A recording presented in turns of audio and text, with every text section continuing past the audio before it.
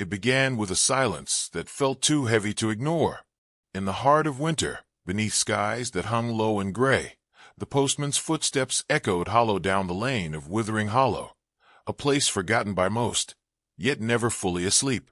On the edge of that slumbering village stood Darnley Manor, its windows darkened by time, and its gates sealed more by memory than by rust. Miss Marple, returning from her niece's home after 3 weeks away, wasn't expecting anything more than a cold cup of tea and yesterday's newspaper. But what awaited her on her doormat wasn't a newspaper at all. It was a letter, aged and yellowed, the wax seal unbroken, pressed with the image of a tiny bell. She turned it in her hand slowly.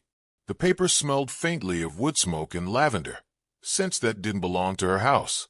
There was no sender, no postmark, and yet her name was inked in careful strokes across the front. Miss Marple sat down, hands steady despite her age, and cracked the seal. Inside were only a few words. Come to Darnley Wood. The bell tolls, though no rope is pulled. They have begun again. She froze. Darnley Wood wasn't just a place. It was a memory, a painful one. She hadn't set foot near that manor in nearly 50 years. Not since a child disappeared without trace.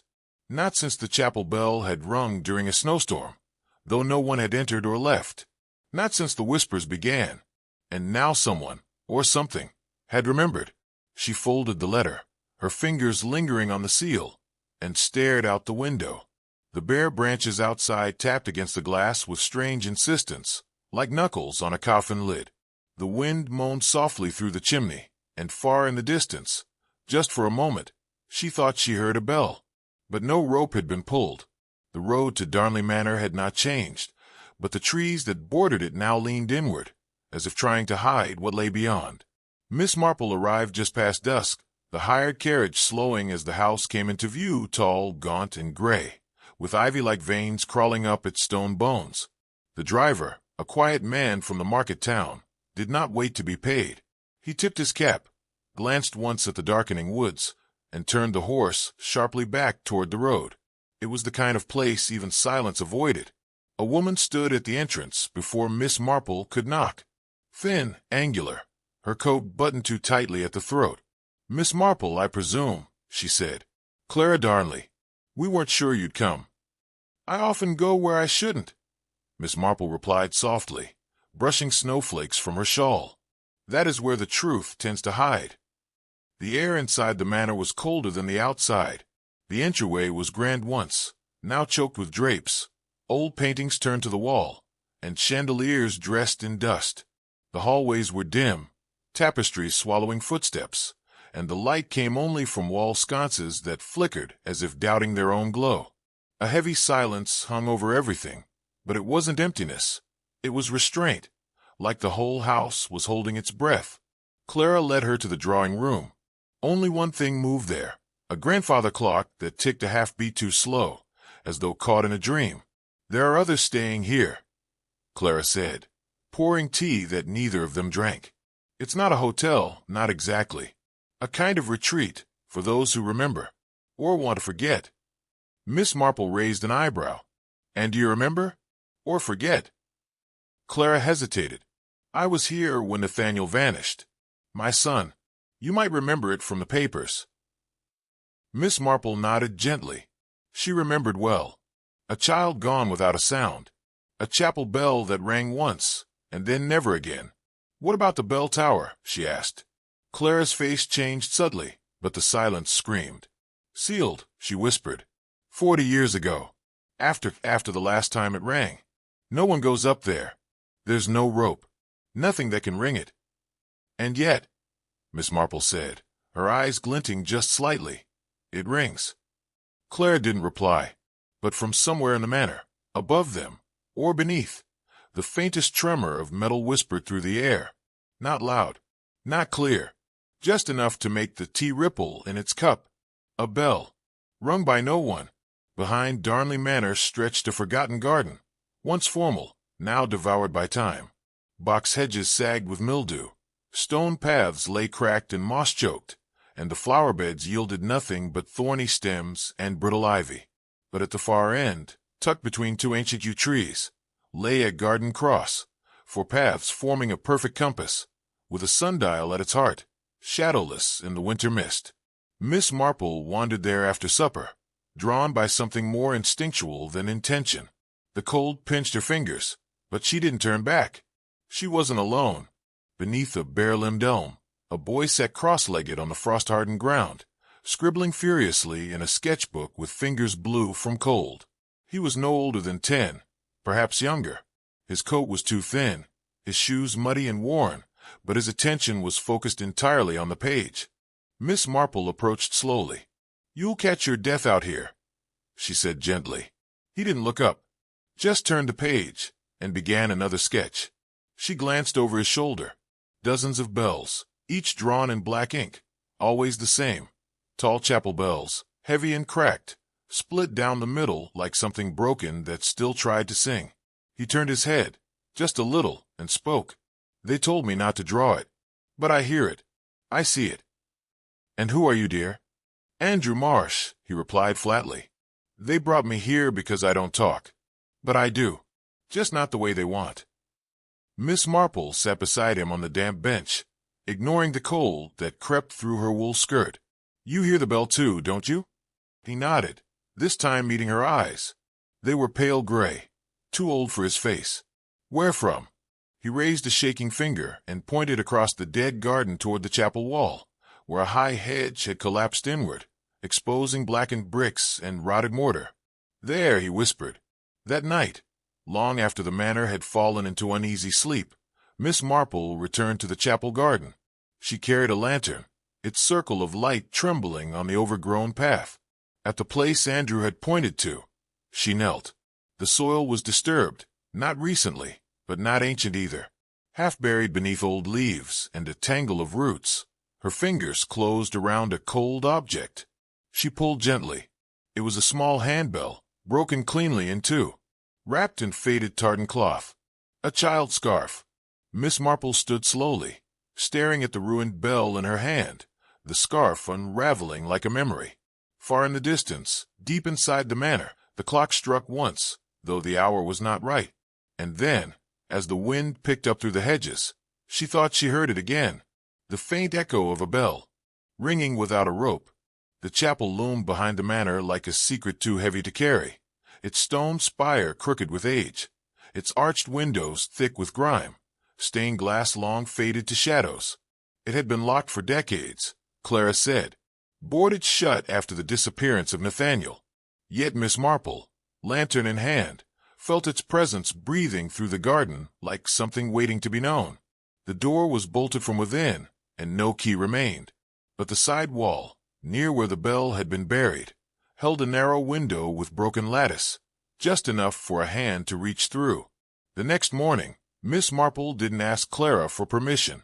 She simply waited until the manor's hush returned, after breakfast, when guests wandered into silence. Then she made her way to the locked chapel. With quiet persistence and a long-handled fire poker borrowed from the hearth, she pried open the old window latch. It groaned like something waking from a bad dream. Inside, the chapel was a tomb of stillness. The pews were shrouded in canvas, the altar half collapsed beneath rot, and the air stank of mildew, stone, and something older, grief that hadn't learned how to die. High above, the bell tower's rope was gone, but the bell itself still hung, its surface tarnished with time. Miss Marple circled the chapel slowly, eyes on the floor, until she found what she was looking for, a discolored patch of stone at the far end, where a wrought iron gate led to the cellar steps. The lock there was broken. It hadn't rusted shut. It had been snapped, cleanly and deliberately. In the cellar, beneath the chapel, were old crates, moth-eaten altar cloths, and a stack of hymnals gnawed by mice. But behind the crates, half hidden behind a rolled tapestry, was something else.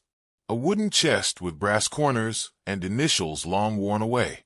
Inside it, dusty vestments, prayer books, and beneath them bones. Small bones. A child's. Miss Marple exhaled sharply, almost kneeling, her hands trembling. She did not cry. She never cried, but she closed her eyes. For a long moment, the world above didn't exist. Only the cellar, only the dust, only the weight of what had been hidden. Later, she returned to the manor. Clara was in the sunroom, staring at the bare trees outside. Her face was pale, brittle. "You knew," Miss Marple said quietly. "You always knew." Clara didn't deny it. She only nodded once. Then she said, "My brother Harold was the only one with the key. He said Nathaniel fell. He said the villagers would never understand, that it would ruin us. So he sealed the chapel, told the papers Nathaniel had drowned in the lake." Miss Marple's gaze didn't waver. "He didn't fall." "No," Clara's voice broke, just slightly. "He went there to hide. From someone. Or something. I think he was pushed." "And the bell?" Miss Marple asked softly. Clara looked up, eyes wide with old terror. "It began ringing 2 days ago. No one pulled the rope. No one touched it. But it rang. And now you're here." Miss Marple stood. "The dead do not haunt us, Clara. It's the truth that does." That night, as the house tried to sleep, the bell rang again. Just once.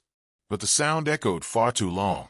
Miss Marple had never believed in hauntings, not in the theatrical sense of spirits moaning through halls or mirrors showing faces that weren't there.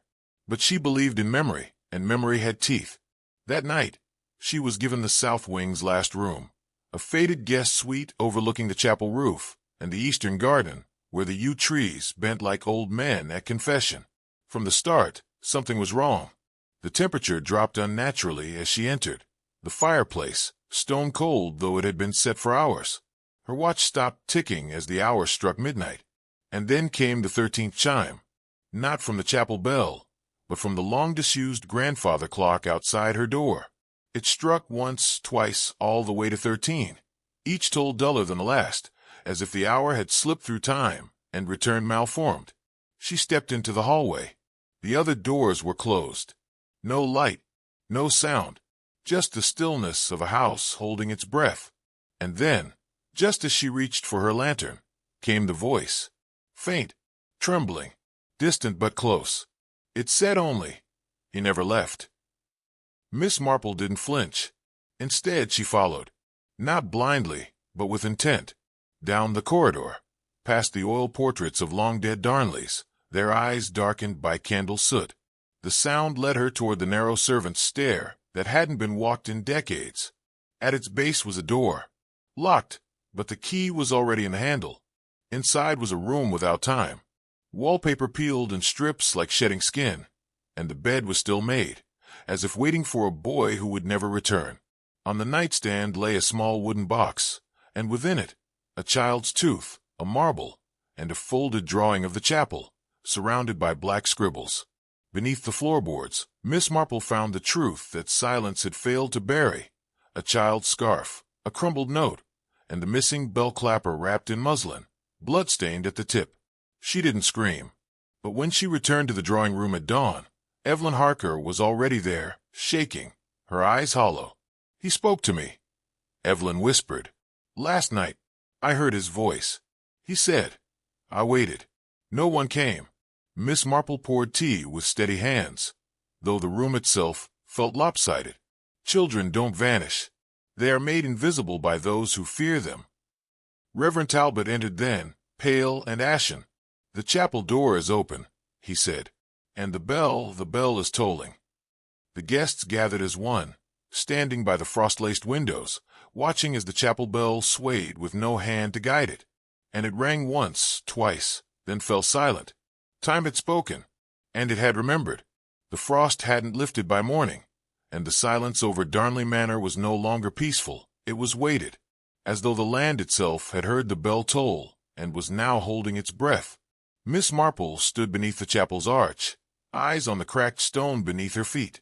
The door, once sealed for decades, now swung loosely on rusted hinges, as if some ancient resistance had finally relented. The guests had retreated to their rooms, but Clara waited, sitting stiffly on the chapel's front bench. She didn't look up as Miss Marple approached.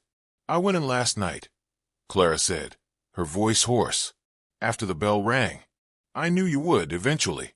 I thought, maybe if I saw it again, it would stay buried." "But it didn't," Miss Marple replied quietly, "because Nathaniel never was." Clara looked up then. "You found the bones." "I found more than that," Miss Marple said, sitting beside her. "I found the bell clapper hidden in the boy's old room. Stained. Removed. Someone tried to keep that bell from ringing." Clara said nothing. "He didn't fall, did he?" Miss Marple continued. "He didn't wander away into the woods, and he didn't drown in the lake. That was the story the village was told, the headline that made the grief easier to manage." "No," Clara whispered. "He died in the chapel. During evensong. There was an argument. My brother Harold had been different since the war. Not cruel, just closed. Nathaniel went missing during the service, and no one could explain it. Hours later, I found him beneath the altar steps. Broken. Cold. And Harold sealed the room," Miss Marple guessed. "To protect himself?" "To protect the family," Clara said. "The Darnley name couldn't endure scandal. He said no one would believe it was an accident. He made me promise. We buried Nathaniel under the chapel, sealed the bell tower, and told the world he drowned. It was the only lie I ever told in full." Miss Marple looked toward the open chapel door. "The bell stopped ringing that night, didn't it?" Clara nodded. "The moment we closed the vault, it was as if his voice had been locked away with him." "But now he's being heard again," Miss Marple said, "because something, is finally listening." Clara turned, eyes glassy. "I hear him every night, in the tapping on the windows, in the creak of the floorboards, in the sound of the bell that rings without a rope." "Because he was never mourned," Miss Marple said gently. "A child who was hidden cannot rest, not when the truth was buried deeper than the body." Clara stood. "What should I do?" "Let him be seen. Speak his name. Open the chapel. Let the guests know. Let the village remember." "And the bell?" Miss Marple turned her head slightly, as if listening. In the distance, the cold wind shifted through the bell tower, and for a fleeting moment there was the faintest echo, not of grief, but of release. "Let it ring," she said. The night settled thick and still over Darnley Manor, pressing against the windows like an old secret trying to seep back in. Inside, the halls remained hushed, but beneath the silence, something was changing, like a tide slowly turning. Miss Marple wandered through the corridor that led to the chapel, her footsteps muffled by aged rugs and the weight of memory. The door to the old tower now stood slightly ajar, the air behind it strangely warm, as if the building itself had remembered how to breathe. At the chapel's threshold, she paused. The place had been untouched for decades. Dust settled on every surface, the pulpit cloaked in cobwebs, and pews warped from years of damp. But one thing was different now. At the far end, just beneath the bell tower, stood Andrew Marsh. The boy, usually so silent, so withdrawn, now stood tall, calm and still, holding in both hands the same bell Miss Marple had found in the garden. Repaired with careful hands, its once cracked surface had been lined with gold leaf in the Japanese art of kintsugi, every fracture highlighted, not hidden. He had mended it, not to erase its break, but to honor it. As Miss Marple watched, Andrew raised the bell and rang it once. The sound shimmered through the chapel like light across water, pure, haunting, and impossibly familiar. Not loud, but deep, as if it had waited years to be heard properly. The others arrived slowly. Reverend Talbot came first, pale and drawn, his breath catching as he crossed the chapel threshold. His eyes flicked to Andrew, to the bell, and then upward, toward the rafters, as though expecting a voice to fall from heaven. Then Evelyn Harker stepped in, clutching her coat tight around her. She had not slept. Her eyes were red, but not from grief alone. There was something else, recognition. And then, something unexpected happened. Reverend Talbot whispered a hymn, a melody not heard in decades, low and trembling, like memory searching for the right note. Evelyn, her fingers shaking, followed suit. Her voice, thin but crystalline, joined the Reverend's in harmony. Together, their words filled the chapel, not with mourning, but with remembrance. Miss Marple stepped to Andrew's side. "You heard it before anyone else," she said softly. Andrew didn't speak. He simply nodded, holding the bell close to his chest, as if it still carried the warmth of the child who had once rung it in joy. The chapel began to glow, not from candles or lanterns, but from the strange, golden feeling that comes when grief is finally acknowledged. There was no ghost, no apparition, only presence and memory. Miss Marple looked around the chapel. For the first time in decades, the room felt alive, not haunted, but healed. In that moment she understood. It was not madness that stirred the manor. It was not haunting. It was memory, raw and restless, asking not to be exorcised, but to be remembered. And tonight, finally, someone was listening. Dawn broke slowly over Darnley Manor, not with a burst of color, but a soft, reluctant light that crept over the frost-laced rooftops and bled through the chapel's old glass like a memory warming back to life. The air smelled of old stone and pine needles, and from the eastern garden, the yew tree stood as if watching. It was beneath that tree, in the silence of early morning, that Nathaniel Darnley was finally laid to rest. The ceremony was not announced. There were no bells rung from the tower, no formal procession, no clergymen in robes, just Clara, Miss Marple, Andrew, Evelyn, and Reverend Talbot, gathered in the thin light beneath the tree that never turned brown. It was Miss Marple who read the psalm, her voice firm but soft, not as one reciting scripture, but as one speaking directly to a child who had waited far too long to be found. The grave had been dug by hand. Clara insisted on it. "For every year I looked away," she had whispered the night before. "I owe him this." Her hands were blistered, her coat stained with earth, but she stood without wavering. Evelyn brought a single white rose, wrapped in a length of blue ribbon, and placed it gently atop the coffin. A child's box, small and unfinished, but carved with a bell at its center. Andrew stepped forward last, holding the bell he had repaired. With a trembling arm, he raised it and rang it 3 times. Each toll lingered like breath in the cold. The sound drifted through the trees, over the frozen hedges, and up toward the sealed tower, where for a heartbeat, the wind stirred and something in the stone seemed to exhale. No one spoke. There was nothing left to explain, and yet, so much had finally been understood. This was not closure. It was beginning. Later that day, Miss Marple stood in the chapel alone. The floor had been swept, the dusted pews straightened, the altar cloth pressed anew. Light from the high window touched the brass bell rope that had long hung useless from the ceiling. She reached for it, not to summon, not to warn, but to answer. She pulled gently.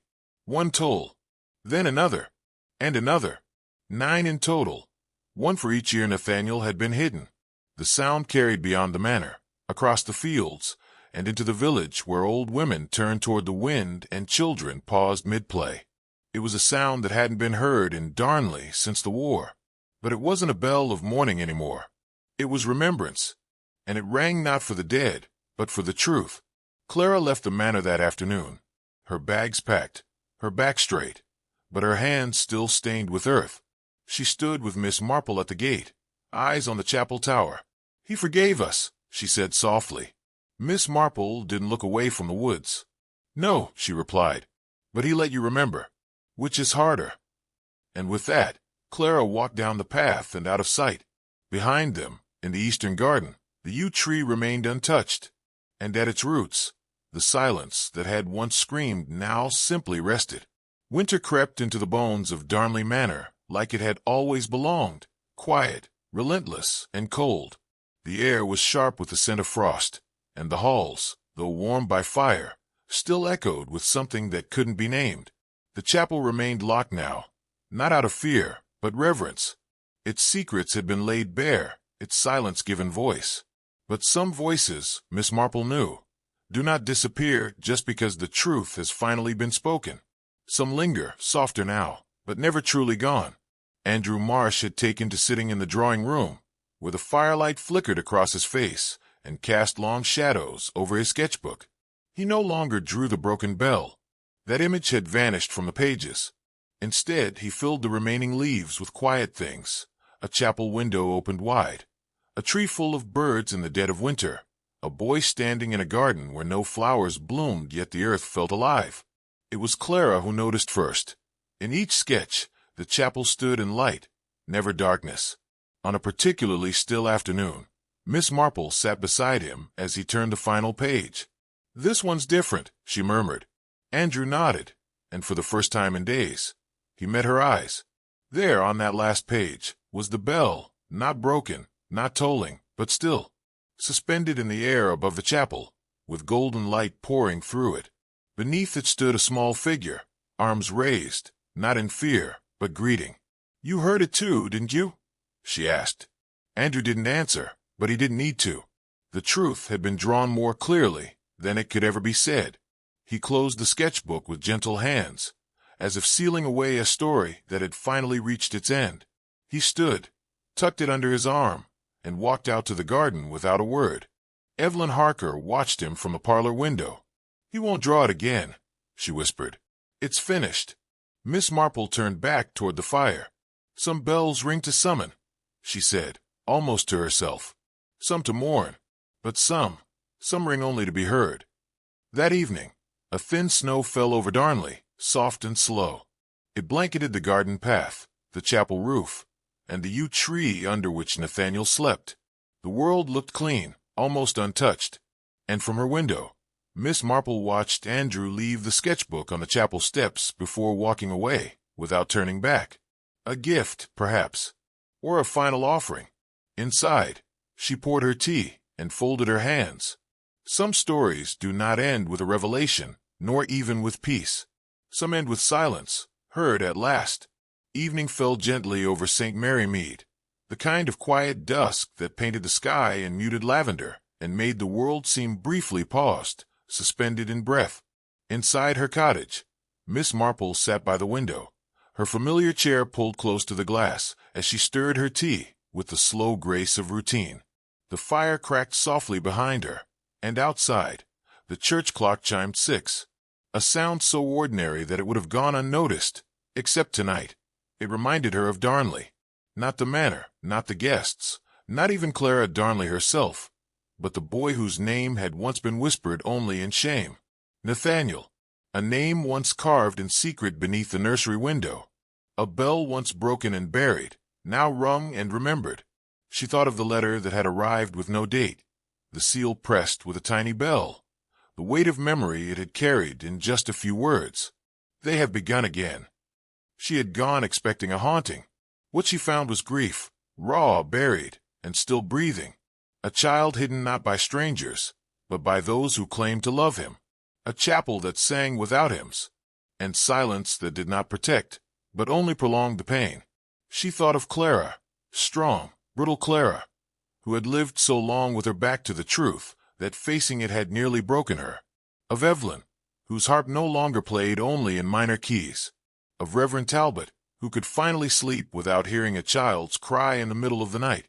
And of Andrew, whose final drawing was left behind like a hymn in charcoal, a chapel glowing, a bell whole, and no figure weeping beneath it. Miss Marple reached into the drawer of her desk and unfolded the sketch again. She traced the bell with her fingertip and closed her eyes. The sound of it wasn't in her ears anymore, but in her chest. Not heavy, but present, like a heartbeat remembered. Some mysteries are solved with arrests and alibis. Others are simply named. Named so they can sleep, so they can stop ringing in the dark unanswered. Darnley had been such a mystery. It had not wanted to be solved. It had only wanted to be heard. And so Miss Marple sat, her tea untouched and growing cold, as the wind stirred the hedges outside. The church bells had stopped now. The fire had dimmed. But in the stillness, in the quiet where no voice called and no rope was pulled, something remained. Not fear, not even sorrow, just an echo, a toll that had once been silenced, and now finally had rung.